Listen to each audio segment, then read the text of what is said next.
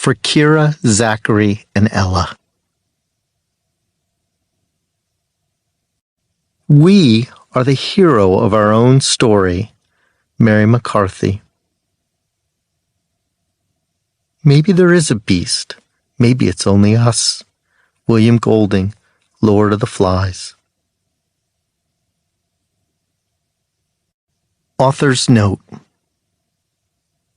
I must confess that I did not witness the ship strike the rocks or the crew tie up the captain, nor did I see firsthand the acts of deceit and murder. I have, however, spent years combing through the archival debris, the washed-out logbooks, the moldering correspondence, the half-truthful journals, the surviving records from the troubling court-martial.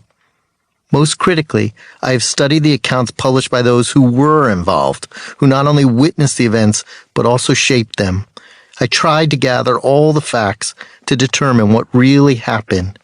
Still, it's impossible to escape the participants' conflicting and at times warring perspectives.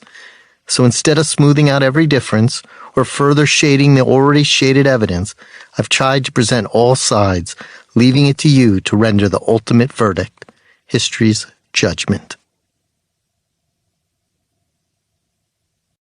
Prologue.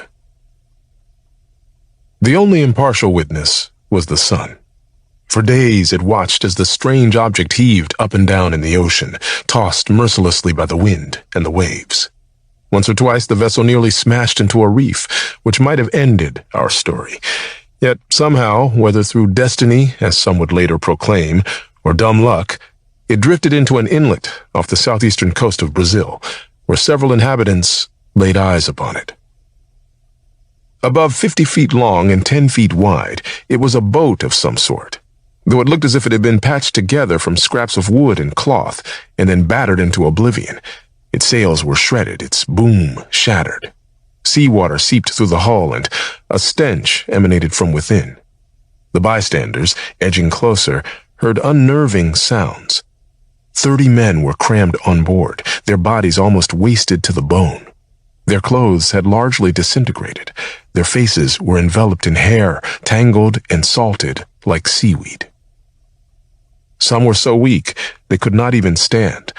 One soon gave out his last breath and died.